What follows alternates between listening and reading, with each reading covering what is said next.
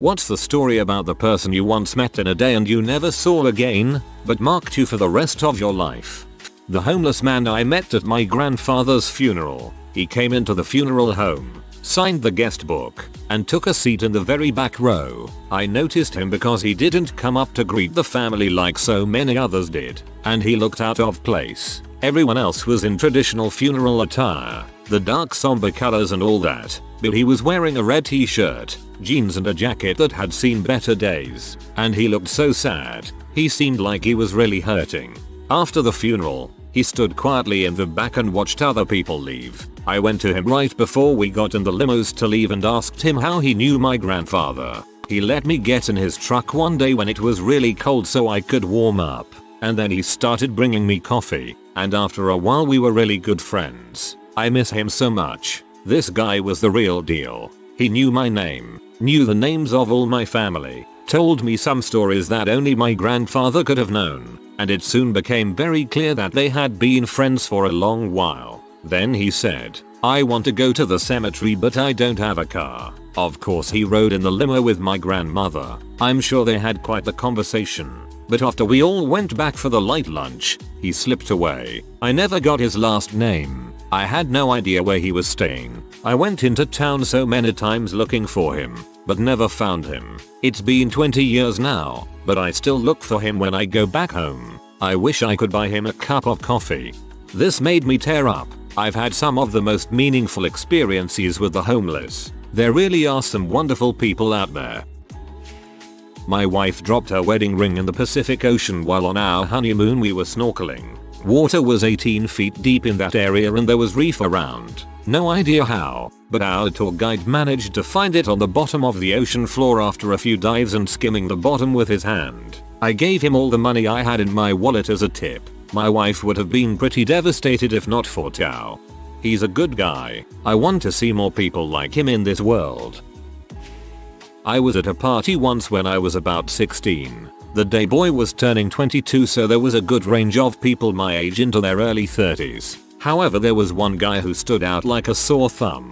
He looked like he was at least 45 and came straight from his office job. He had a collared shirt buttoned up and tucked into khakis, big thick glasses, a pink necktie tied around his head, jumping around to the live, screamo hardcore band that was playing in the living room. This guy was having the most fun of anyone there clearly, and we all started joking about him in our corner, wondering if he was on drugs, secretly videoing him. I know, crappy teenagers, etc. As the party went on and I got a few more drinks into me, I saw him sitting off to the side and my curiosity got the better.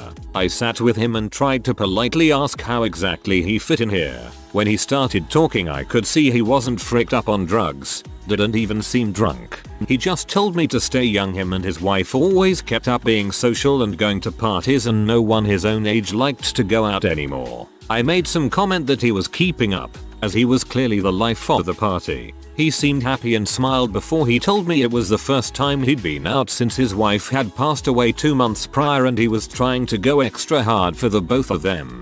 TLDR. Met a weird old guy at a hardcore party that melted my heart. Jesus Christ, warn a guy before you make him tear up at work. Pulled up at some lights once and glanced into the car next to me. There was a guy tucking into a massive cheeseburger with a look of pure desire on his face. I was late home and very hungry, and he caught me watching him. He just grinned and offered it towards me. It wasn't a real offer. We were 2 car windows apart, but it makes me think about how we're all just humans and in this together. A boy on a train. We got on really well. Had the same sense of humor, same awkwardness. He was so passionate about people and about music. It was amazing to listen. I told him about how I like to paint. I felt like I'd met an old friend. And then he got off the train. I hate regretting to get someone's number. I once met a man who was a refugee from Somalia. He was homeless, had no money, worked at a local church for food and occasionally shelter, and he was the happiest human being I ever met. He spoke broken English but was quite intelligent, so he got his point across, and his point was that he was better than good. In Somalia, if he was alive he was good. If he had a meal a few times a week he was good. If he didn't get shot at he was good. But now he is in a safe country with food and shelter and he was the happiest man on earth and loved life even though by typical first world standards he had nothing, and whenever I am in a bad mood or angry about something I think of the day I meet that man from Somalia and if it is worth lowering myself from being better than good. At the time both of my parents were in the ICU for different reasons. I had been at the hospital all day and went to get a drink and dinner alone. A guy asked if he could sit with me and he turned out to be a nurse at a different hospital. So I told him about my parents and thanked him for everything he does. Things started to get flirty and he offers to buy me a beer. I tell him I have a boyfriend, now husband, and I don't want him to buy me a beer. My husband was in the town we lived in, I was in my hometown 3 hours away. He buys me one anyway and still hangs out with me the rest of the night. Stops being flirty. It was so nice to not be treated differently after bringing up your so. This was 5 years ago and I never saw him again. Small acts of kindness can go a long way. Thanks random guy. I hired 2 orphans, 7 and 10, to take me around on their boat in Cambodia, and the little one especially was so excited to have me there, aching for a parent figure of some kind. I was just out of college. They would probably say we had a terrific day, with a nice tip, but it broke my freaking heart, and now that I'm a dad I think about them all the time. Not quite how hiring orphans in a foreign country normally works out. Congrats. Back when I was in school I was doing a rotation at a local hospital when I met a 96-year-old World War II veteran in the acute critical care unit. I was talking to him and getting the usual medical information, and like most people, he would begin to go off on tangents and life stories. Luckily that day I wasn't too busy, so I decided to stay in his room a little longer than usual and chat with him. It was amazing to hear his perspective on so many historical events. In the midst of the conversation he stops himself and asks me, "You married?" I tell him no, but I am considering engagement soon. I was with my GF of 7 years and at the time there was a lot of pressure for us to get engaged. He looked at me and said, "If you ain't sure about it now, you ain't gonna be sure about it ever. Might as well break it off." That resonated with me on such a deep level. I was considering splitting with the GF for some time, but those words helped me make up my mind. My GF and I split up about a month after, and now, years later, I am so much happier than I thought I ever would be. His words changed the course of my life. Unfortunately, I never got to speak with him again after that. He did not make it more than a few more days after that. I was once on a flight from Boston to Detroit like 7 years ago. I was seated next to a pretty attractive guy and he was watching an unfamiliar show. He could tell I was doing the awkward neighbor move of trying to see what he was watching, and he just handed me the other side of his headphones and gave me a little nod. I started listening and this was my first exposure to It's Always Sunny in Philadelphia. I'm not sure if this will mark me for the rest of my life, but it's a dang good show and it's a nice memory to have with a cute stranger. He did it because of the implication. A homeless guy in New Orleans once bought me a cheeseburger at a Wendy's because I looked sad. I actually was sad. My father had just recently died. He didn't even ask for money. He just bought me a burger and told me everything was going to be okay. That moment taught me that everyone has good and evil in them, and the good can come from any random person at any random time. So be ready for it. I got pulled over driving under the influence. I was 24 and the officer had me on an and open container. Instead of arresting me, he talked to me about alcoholism and seeking treatment. He let me know I had other options and that I was too young for this kind of trouble. It really got me thinking. It was the major catalyst that got me to check out AA. I knew I had a problem, I just didn't know what to do. Now I have 5 years of sobriety. I wish I could thank him and let him know cutting a dumb kid a little slack turned my life around completely. I bet he still works as a police officer there. You could visit call. I'm a biologist and have a tattoo of the molecular structure of DNA on my left calf. I was walking into a supermarket not long after starting my PhD, also not long after getting the tattoo, which was a celebratory gift to myself, when a guy by the door pointed to my leg and said, "That's DNA." He was a little the worse for wear. disheveled, dirty clothes, half drunk with another half bottle of whiskey to go. I stopped briefly to acknowledge him and we ended up chatting for a few minutes. It turned out that he was a former academic chemist. He once had a family, a good job which he loved and a pretty good life. But he always drank too much and it got the better of him. He was so happy that I was trying to get my doctorate and wanted to become a research scientist, and kept encouraging me to work hard and keep believing in myself. Before I headed into the shop, he held up his bottle and said, "Don't do this. Be better than me." The first part isn't verbatim. The second is. That conversation has stayed with me ever since. A few decades ago a man saved me from falling in front of a fast-moving 18-wheeler. I was about 7 years old, had been walking home from school and was standing on a curb at a busy, fast-moving intersection waiting for the light to change. I was kicking at something on the cement curb or doing something else little kids do and suddenly lost my balance, pitched forward headfirst directly into the path of this oncoming semi-trailer. As soon as I did I felt a large strong arm wrap over my left shoulder and pull me back. I don't recall if the semi-truck honked or not, but I do remember gasping at the tiny margin of time between getting pulled back and the passing of the truck. The blast of wind in my face from it. I would have been dead for sure if not for this man, but I have no idea who he was because I was catatonic, standing rigid for the next few seconds, minutes. I didn't even turn around and look up to see his face or thank him. I was so frightened still. Then the light changed and this group of people all started going past me across the street. I just walked forward. I've never been able to remember anything else about that day. Whoever you are, if you're still out there, thank you for saving me. Your kindness and quick reflexes not only saved me but allowed me to save someone else many years later. What's the story on the person you ended up saving? One time I was working at a liquor store in a college town. This middle-aged guy comes in, and he's already in the middle of a soliloquy about how insane and messed up the world is. He seems sober to me, oddly enough, but he's talking aloud to himself, or kinda to me. It was hard to be sure. I saw a lot of loonies when I worked at that store, and this guy wasn't like that. Seemed like a totally normal guy to me, not crazy, not on drugs, just going through something, I guess. So he goes and grabs a 6-pack, brings it up to the register, and he's still going on this rant about how people are starving in third world countries, and corporations control our lives, and our politicians are corrupt, and we're all stupid and ignorant. And then he pauses, and just looks at me and says, "And yet, what is there to do but become an advocate?" That was the end of the speech. I've never been totally sure what he meant, or how he intended me to take his words. But here's how I've chosen to interpret them. The world is fricked up. Literally every about it is wrong. But what are you gonna do? Not live in it? There's no use in complaining about all the crap that goes down. None of it is new.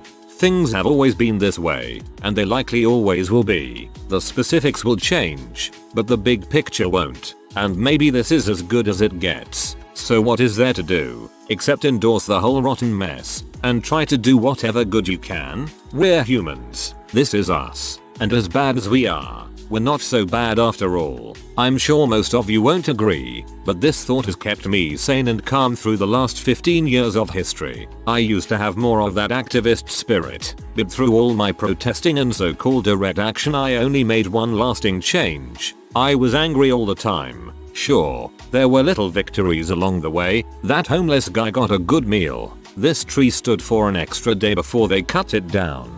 But the only big picture change was in me. Eventually, I realized what Edward Norton's character in American History X realized. Nothing I did had made life better for me or anyone I cared about. So I shifted my focus. I try to do good for the people in my life. I try to be the best husband and dad I can be, and live according to my principles. And when the opportunity arises to do more, I do it. But I'll let the rest of it roll off my back. Because even if I spend every minute of every day living for some cause or other, I'd mostly just be missing out on my own life.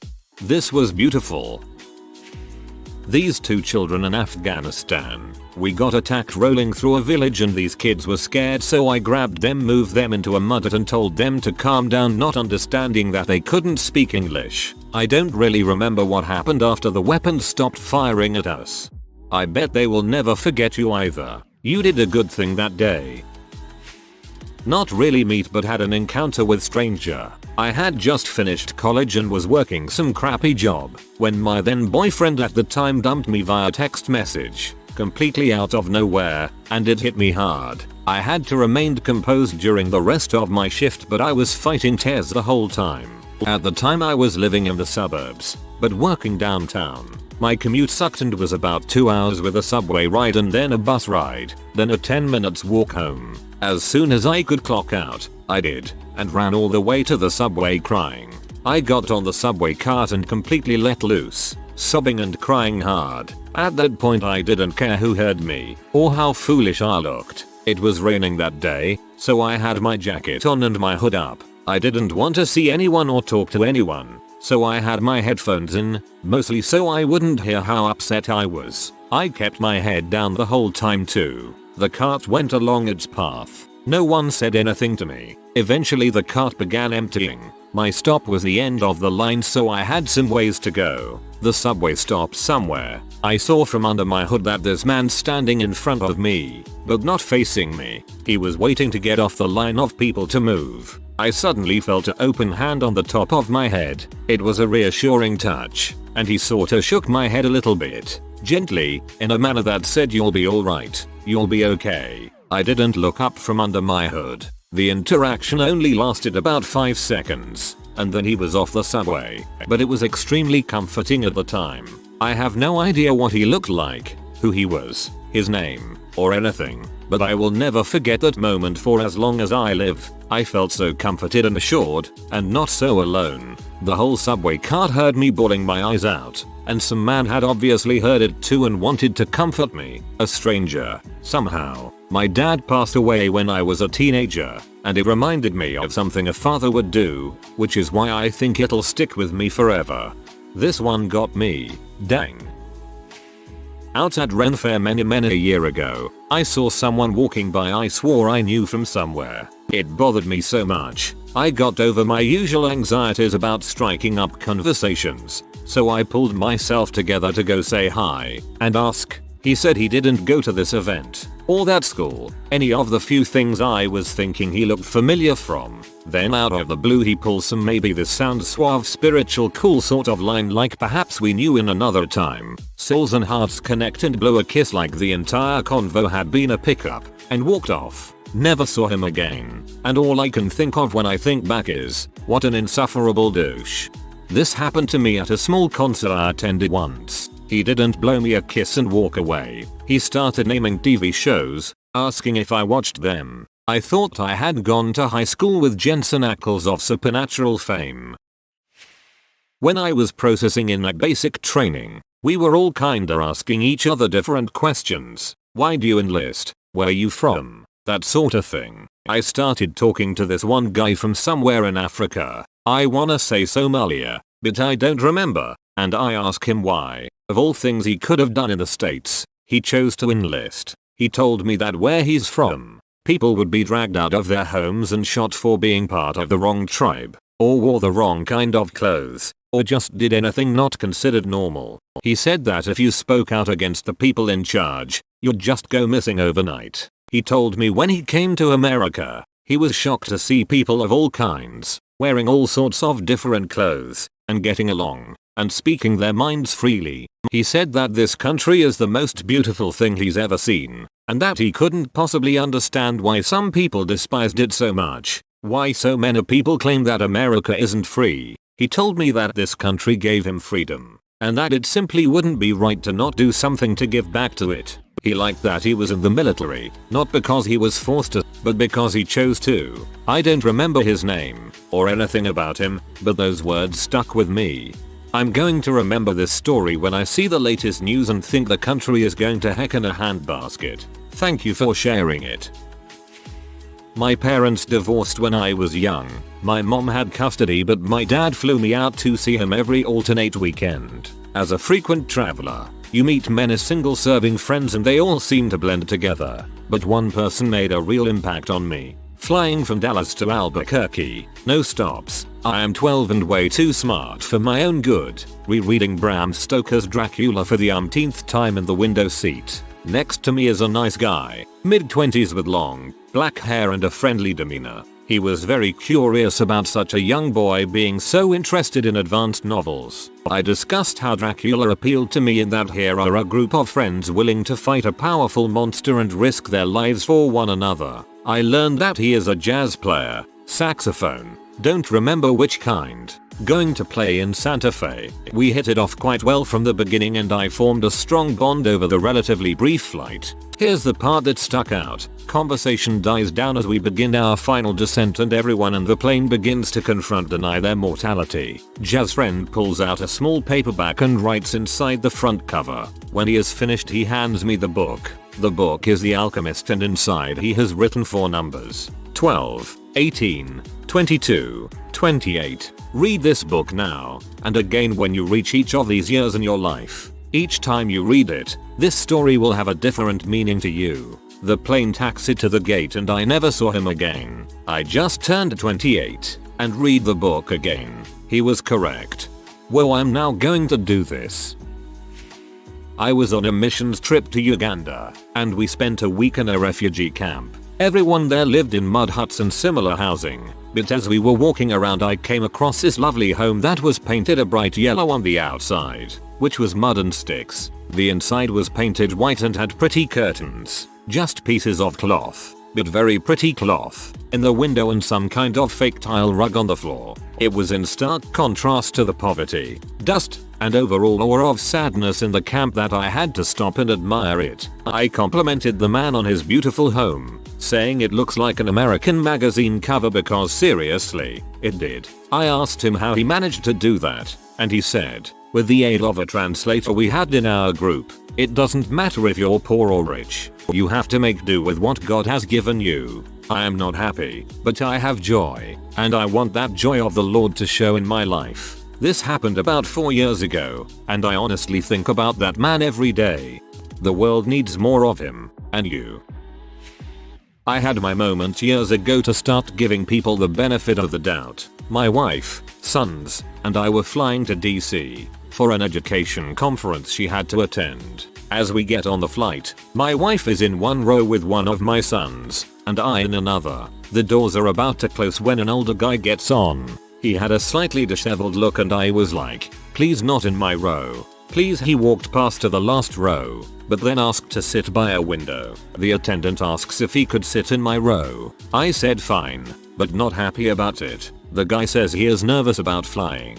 I am worried that he is going to freak out as I am holding my son. As the flight goes on, I find out he is some K Street lawyer. He asks about what my wife and I do. Then he asks where he are staying while in DC. I mention it. He knows where the hotel is and asks how we are getting there. First red flag goes up. I said public transportation. Oh no, that will take too long. I will call my wife and we will give you a ride. I tell him that's not necessary, but he insists. We get into DC, and my wife says we should try to ditch him. That is impossible with our bags, stroller, and the fact he is carrying one of our bags. As he is calling his wife, my wife mouths the words, "You are really going to let us do this?" I try to get us out of him helping us, but he is determined to take us to our hotel. Red flag 2. His wife pulls up, normal looking, until a chloroform modest minivan. I check inside for bloodstains. All clear. My wife gives me the look that I am a dead man if anything happens as we get in. This guy and his wife take us on the most awesome tour of DC. I have a degree in history and I was giddy seeing all the sights. See what's left of that bridge? That's where Florida Air Flight 90 crashed. I saw the whole thing. Drove us past the memorials. My oldest son was captivated. He gets us to our hotel. Tells my wife and I good dinner spots to take young children, and local stores. He gives me his card and I shake his hand and thank he and his wife. We get checked in, and I tell my wife, I feel like such an but. He was just being nice. I swore after that day I would not put up a guard, unless it's really required, on people. I also decided to again treat others as we would like to be treated. It bums me out we are so suspicious of strangers. I have made it a point to help people. I unfortunately misplaced the man's card, so I never got a chance to call him and thank him again.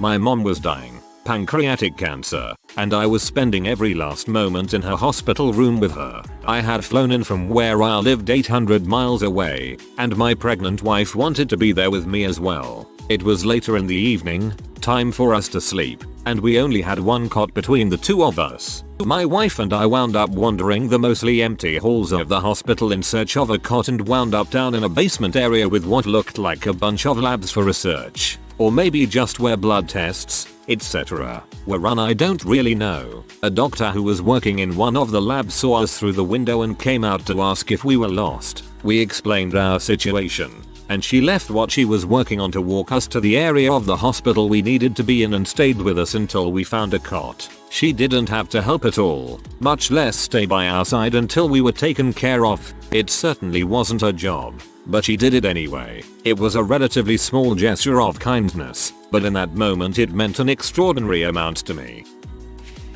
I was watching the 4th of July fireworks in Boston from a bridge over the Charles River. The fireworks are launched from further downstream towards Boston Harbor, so you get a nice view over the water if you stand on a bridge. Also, tons of people watch the fireworks from their boats down in the river. So if you wait around for about 10 minutes after the fireworks end, you get to see a second, slow motion light show, all the little boats making their way back upstream. The river is absolutely full of them. It's really peaceful. So I was standing there watching the boats drift towards me when a disheveled middle-aged guy, possibly homeless, possibly drunk or high, definitely a little incoherent, wandered up next to me and started talking. I wasn't sure at first whether he was talking to me or just talking because, like me, he was staring out at the river. He seemed equal parts in awe and terrified by the whole fireworks experience. He kept asking me, wasn't it beautiful, and don't we live in a beautiful city? But then he'd hang his head over the railing and moan, I want to disappear. I just want to disappear. We talked for a bit. Eventually I told him I was heading home and said goodnight, and as I turned to go he called out, hey, I'm with you, and gave me a fist bump. I don't know why this moment stuck with me exactly. I guess it was like a little bundle of opposite experiences and emotions. Beauty and ugliness. Amusement and fear. Joy and despair. Connection and loneliness. I love this. Late to the party here, and it will probably get buried. I've posted this before, but it's an event of my life that I like to think about every now and then. A few years back, I was going through a real tough time in my life. It seemed like everything was going wrong.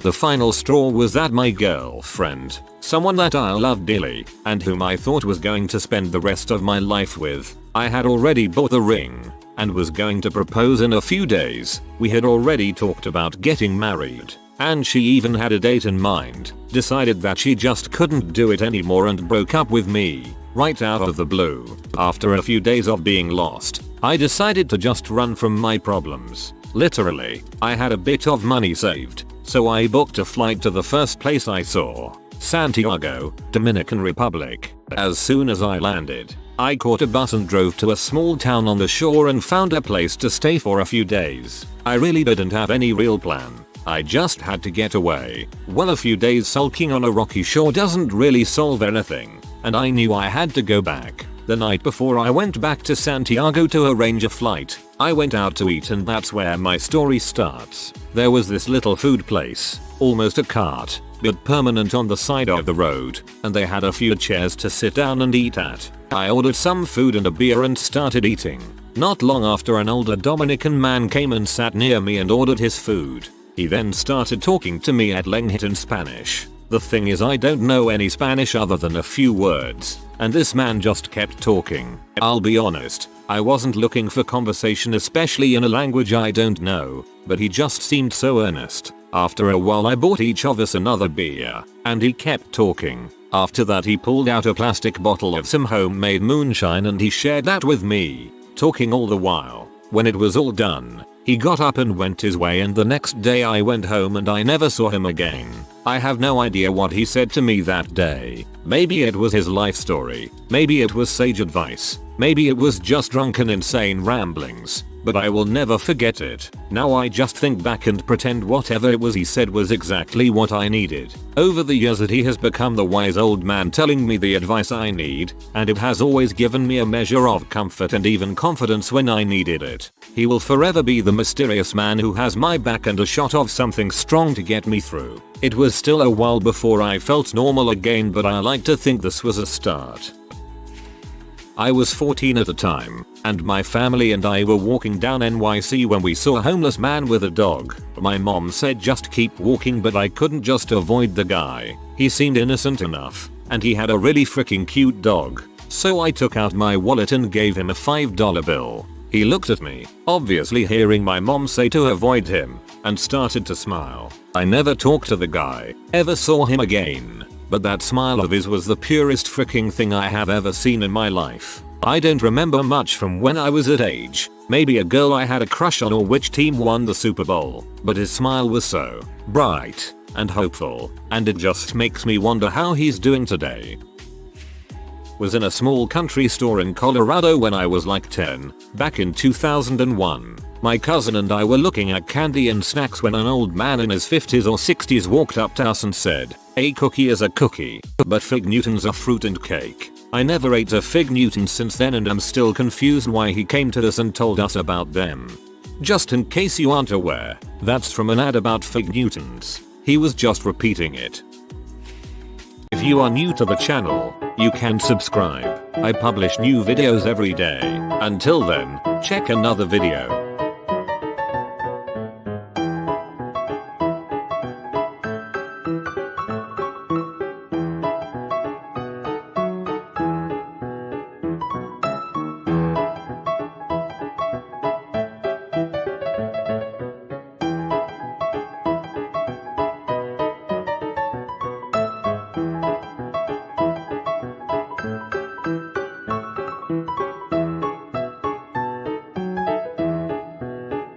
Bye for now.